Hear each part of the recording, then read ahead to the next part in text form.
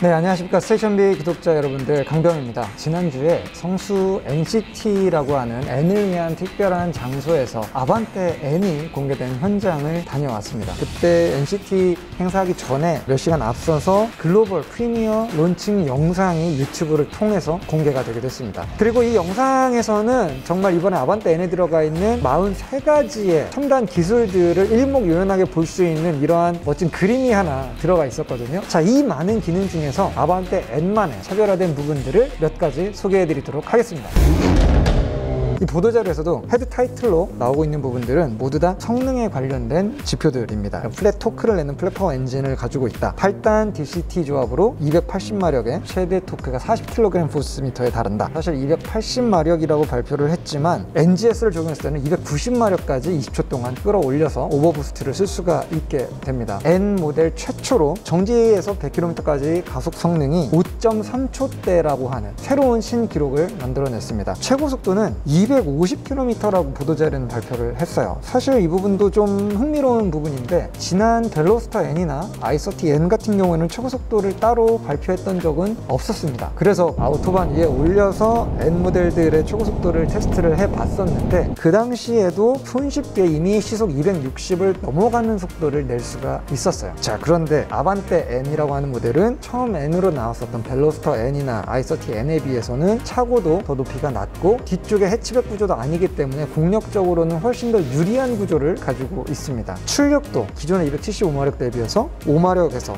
NGS 포함하면 15마력 정도가 늘어났기 때문에 최고 속도가 250이라고 발표한 이 자료는 거짓이라고 추정을 해볼 수가 있죠. 제 예상으로는 265에서 270 정도까지는 충분히 올라갈 수 있는 잠재력을 가지고 있지 않을까 생각이 듭니다. 유추해 볼 수 있는 사진이 여기 카탈로그에 보면은 지금 이제 이 트랙에서 찍힌 컷으로 연출되어 있는 샷이 하나 있는데, 여기에 공교롭게도 DCT 기준으로 6단 기어에서 4000rpm 기준으로 해서 시속 138km가 찍혀 있어요. 간단하게 계산을 해보면, 자, 138에 4000rpm이니까 6단 기어 기준으로 1000rpm당 약 34.5km. 그러면 레드존인 6.5 기준으로 6단 기어를 돌렸을 때 나올 수 있는 최고 속도는 대략 214에서 225 정도를 마크를 하게 됩니다. 8단은 항속 연비용 기어일 것 같고요. 7단이 최고 속도까지 올라갈 수 있는 실질적인 가속력을 담당하는 그러한 구간으로 보시면 될 것 같습니다. 저는 단언컨대 260은 아주 간단하게 넘어갈 것이라고 생각을 합니다. 이번에 현대가 250이라고 최고 속도를 발표한 거는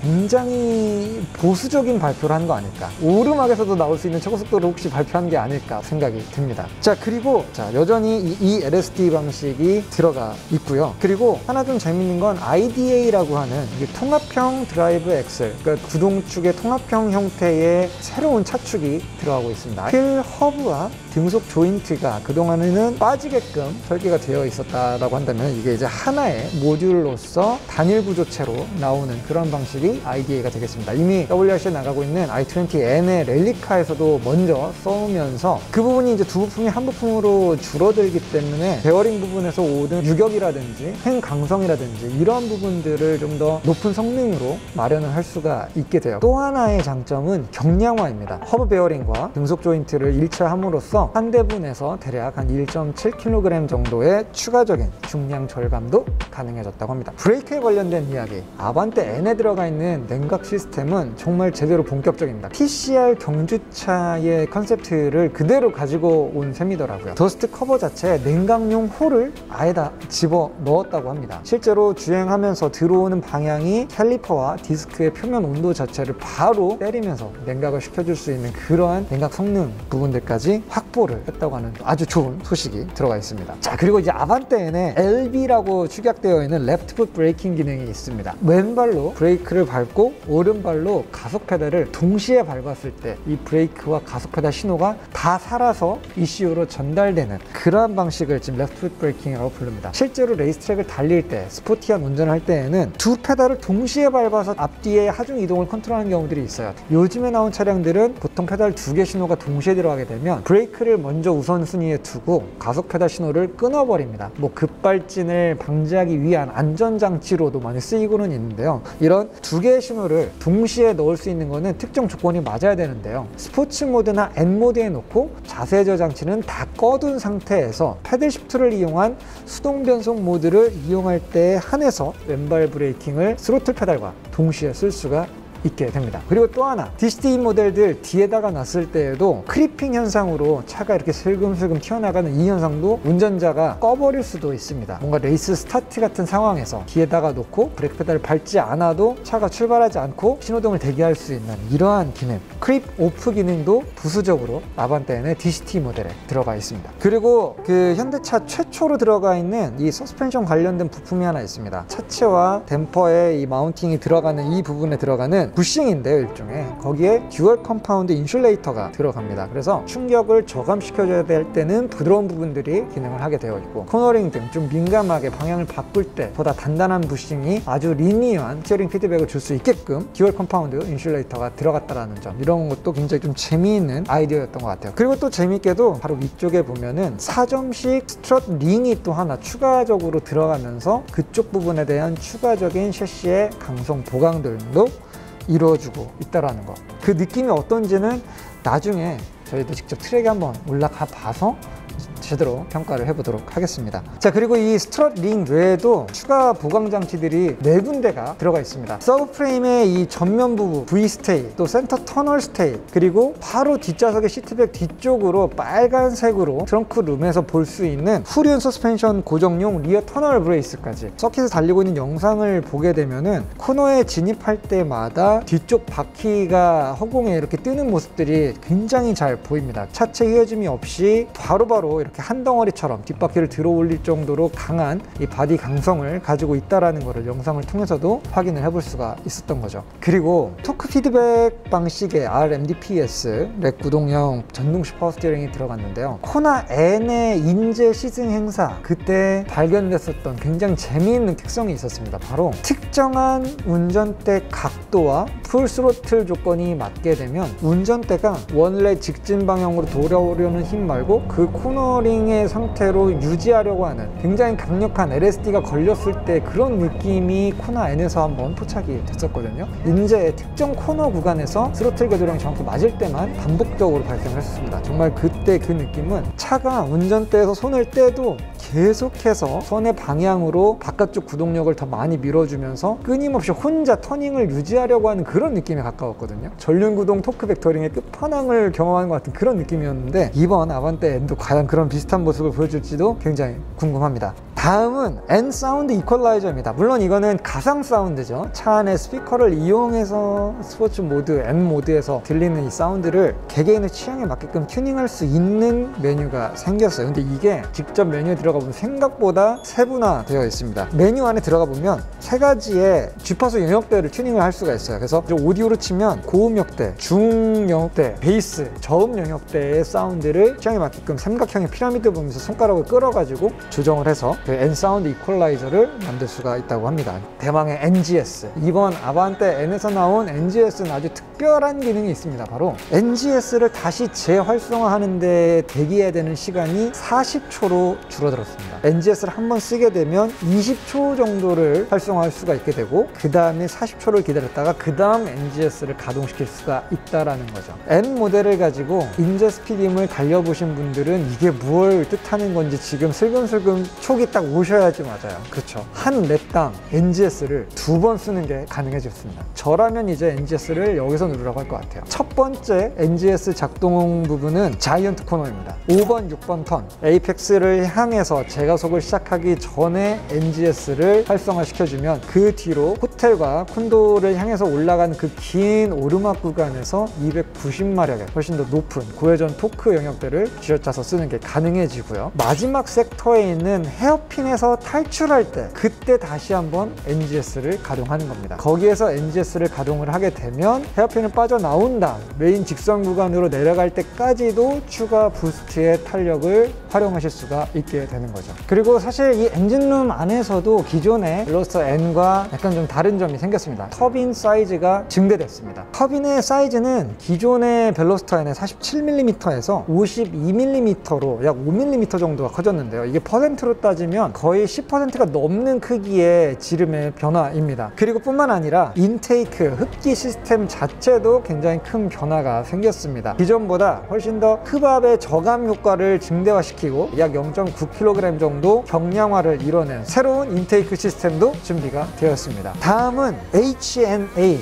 현대 N 앱입니다. N 매니아들을 위한, 또 트랙에 가서 취미로 주행을 하는 그런 분들이 정말 거의 뭐 환장할 만한 그런 앱인 것 같아요. 한국에 있는 모든 트랙에 트랙 맵이 이미 다 차 안에 들어가 있습니다. 자동으로 계측될 수 있는 로거 시스템까지 들어가 있습니다. 꽤나 제대로 만들어져 있습니다. 스로틀 100%까지 1% 단위로 궤도량, 브레이크 페달을 쓰고 있는 이 궤도량 모두 다 실시간으로 파악이 되고 있고요. 날짜별 랩타임이라든가 사용했었던 횡직, 이 차의 각종 온도들의 실시간 모니터링 기능들, 대표적으로 많이 쓰는 기능들은 다 들어가 있다고 보시면 될 것 같아요. 오버랩 시키는 것도 가능합니다. 기존의 DCT 벨로스터 N 같은 경우가 이제 수동에 비해서 배기음이 좀 작았잖아요. 이번 아반떼 N은 DCT건 수동이건 간에 배기음은 별 차이가 없고, 그 배기음의 사운드 자체도 역대 N 중에서 가장 괜찮게 나왔다라는 연구진들의 진술이 있었습니다. 그래서 실제로 진짜 주행할 때 어떤 사운드가 날지 빨리 한번 만나보고 싶네요. 자, 그러면 이 아반떼 N에 공개되어 있는 가격표와 옵션 리스트를 보면서 어떻게 조합을 하면 재미있는 N을 즐길 수 있을지 한번 같이 알아보도록 하죠. 또 우리나라 사람들이 워낙 풀옵션 위주의 이 옵션 선호 사상들을 가지고 있거든요. 저는 또 약간 성향이 좀 달라요. 웬만하면 빼자주의입니다. 일단 아반떼 N의 기본 가격은 3,272만 원에서 시작을 하고 있고요. 지금 개소세 3.5% 적용이 됐을 때에는 여기서 60만 원 정도 내려온 3,210만 원 정도 스타트를 합니다. 그런데 이 기본 품목으로 들어가는 내용들이 천천히 읽어보면 굉장히 많은 내용들이 들어가 있습니다. 일단 외관상으로는 N 퍼포먼스 파츠의 일부 내용들을 제외하면 외관상은 기본형도 동일하게 들어갑니다. 그리고요, 기본 적용되는 시트를 보게 되면 천연 가죽 시트에 열선과 통풍 기능이 앞좌석에 들어가 있는 게 기본 시트입니다. 전동 시트 과연 필요하신가요? 본인이 한번 차 사고 체험 맞추면 그 다음에는 거의 손댈 게 없는 게 이 운전석의 위치이기도 합니다. 나만을 위해서 내가 타고 있는 자동차다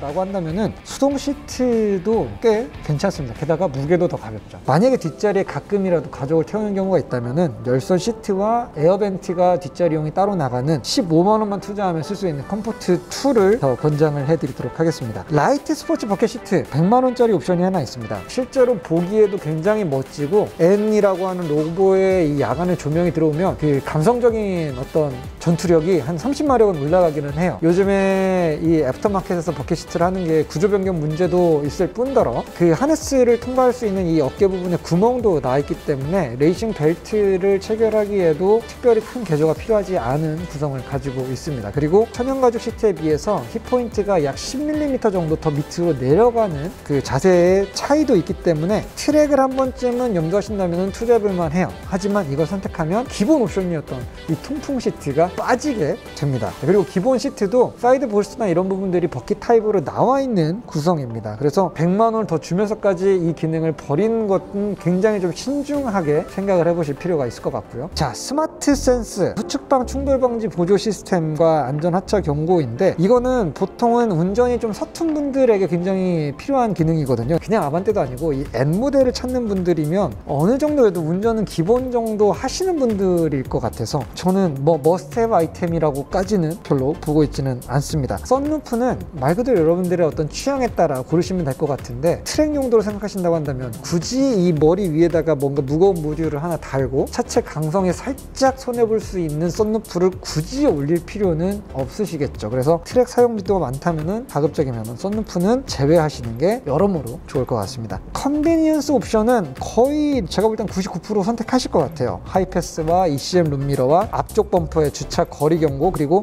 스마트폰 무선 충전, 그리고 현대 디지털 키. 뭐 이거는 정말 그 실용적인 부분들이기 때문에 어쨌든 이 차를 가지고 공도중할 생각이 있다 하시는 분들은 거의 컨비니언스는 기본적으로 선택을 하시면 좋을 것 같고, 저는 끝까지 결정되는 게 과연 DCT냐 수동 6단이냐, 이 아반떼 N에서 어느 모델이 더 재미가 있을 거냐가 끝까지 좀 고민이 됐습니다. 많은 분들은 그냥 DCT로 가면 된다고 생각하시겠지만 뭐 사실 랩타임이 모든 것은 아니잖아요. 자동차가 주는 즐거움은 우리가 차를 조작하는 데서 오는 어떤 그러한 숫자로 보이지 않는 부분들이 있기 때문에 이게 수동이냐 자동이냐를 엄청 고민했지만 저는 결론이 났습니다. DCT로 가야죠. 매뉴얼 레버를 이용해서 움직이는 것보다 훨씬 빠르기도 하지만 실수할 확률도 줄어들게 되죠. 그리고 무엇보다 DCT를 선택해야 되는 가장 근본적인 이유는 NGS에 있습니다. 290마력으로 출력을 부스트업 할 수 있는 것. 보통 10마력 차 출고한 다음에 애프터마켓에서 튜닝하려면 그 비용만 해도 얼마입니까? 1마력당 보통 10만 원이라고 우리가 흔히 농담삼아 이야기를 하는데, 론치 컨트롤이 주는 혜택도 있죠. 네, 우리나라에서 전륜구동 기반으로는 그래도 가장 빠른 가속력을 낼 수 있는 제로백 5.3초의 가속 성능도 이 DCT 패키지를 통해서만 우리가 즐길 수가 있습니다. 그리고 또 하나는 연비예요. 복합 기준으로는 DCT가 수동 6단보다 아주 소폭 더 안 좋게 나오기는 했습니다. 실용 주행을 하게 되면 DCT의 연비가 수동보다는 잘 나올 것이라고 예상을 합니다. 훨씬 더 많은 기어 단수, 그리고 특히 고속도로나 자동차 전용 도로를 달릴 때에 파이널 기어의 크루징 기어비를 봤을 때에 수동 6단을 자동 8단 비교할래 할 수가 없거든요. 실주행 영역에서 오는 체감 연비 면에서는 또 DCT가 훨씬 더 나은 연비를 보여줄 것이기 때문에 이러한 부분들을 종합적으로 고려를 했을 때 수동 6단보다는 저는 NDCT 패키지가 들어간 모델이 훨씬 이 차의 컨셉을 좀 잘 활용하면서 탈 수 있는 그런 모델이 아닐까 싶습니다. 수동 팔으라고 빨리. 취향 차이라기보다는 과학입니다. 네. 명분이 없다고 봐야죠. 수동은 이제.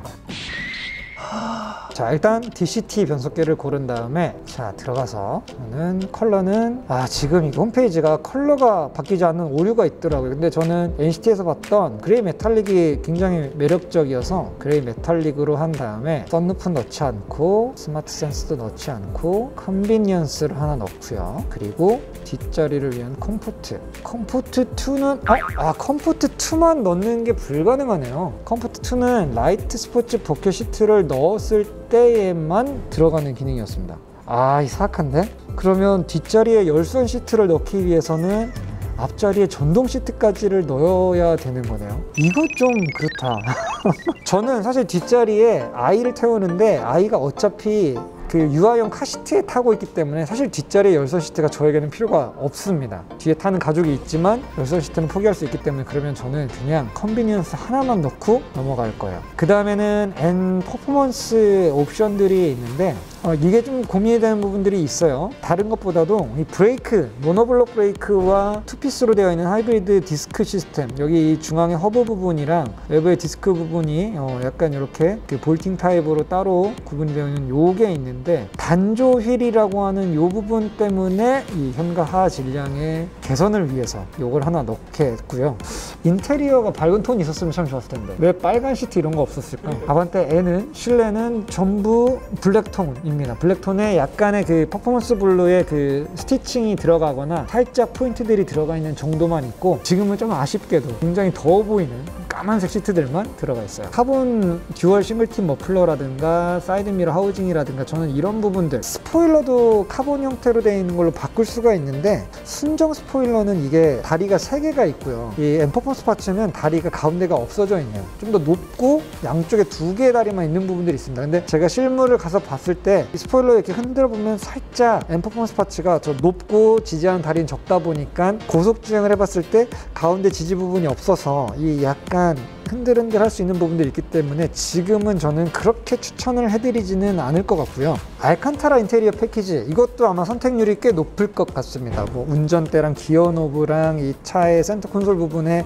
부드러운 알칸타라 소재로 들어가는 건데, 알칸타라는 정말 손에 땀을 쥐는 스포티한 주행을 하면은 약간 이 결이 뭉칩니다. 땀이 뭉치거나 오염이 되면 나중에 또 저걸 다 브러싱으로 빗질을 해서 결을 살려줘야 되니까 약간 부지런한 분들에게는 제가 추천을 해드리겠습니다. 새 차가 취미이신 분들도 괜찮을 것 같아요. 워크인 인테리어 패키지는 이건 뭐 저는 솔직히 잘 모르겠습니다. 굳이 저 돈 들여서 라는 생각이 좀 약간 드는 부분들이 있고, 인테이크 킷은 좀 고민이 됩니다. 가격은 뭐 살짝 비싸 보이는 느낌도 없지 않아 있기는 하지만, 저 인테이크 킷을 통해서 좀 더 적극적으로 이 흡기 사운드나 이런 부분들이 들려질 수 있다는 것을 감안하면 감성적인 포인트나 유지 보수 면에서는 추천을 해드릴 수도 있을 것 같은 내용이 바로 퍼포먼스 인테이크 킷 정도. 이번에 대형 디스크도 들어가 있고, 패드도 좀 더 이 마찰 개수가 높은 패드가 기본 적용이 되고 있는 상황입니다. 그래서 저 모노블록 브레이크가 정말 머스트헤브 아이템인지 아닌지는 나중에 시승을 해본 다음에 그때 다시 한번 제가 언급을 해드리도록 하겠고요. 일단 저거를 빼고 출고하는 가격으로 생각을 해봤을 때 제가 만든 내 차 만들기는 3,527만원, 정확하게 3천만원 중반에 인제 스피딩이 오는 차를 거의 다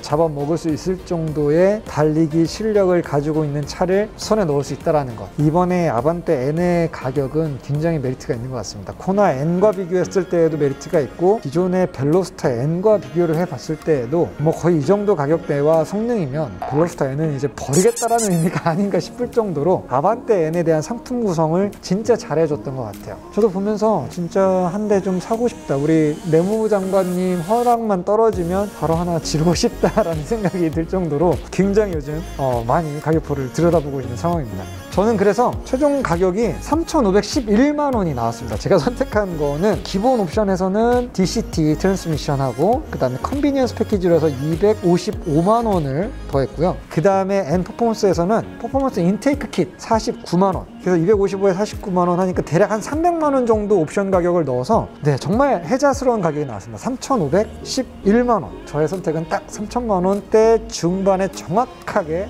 끊었습니다. 진짜로 주행 성능이 너무나도 기대되는 차종이 나왔습니다. 올해 등장하는 국산 차 중에서 가장 강력하고 가장 관심을 끄는 그런 모델이 아닐까 싶은데, 저희는 조만간 조속히 이 아반떼 N의 시승 기회를 얻어서 해당 차량에 대한 자세한 평가와 함께 다시 돌아오도록 하겠습니다. 그때까지 히바히바. 자, 그럼 다음 시간에 만나도록 할게요. 감사합니다.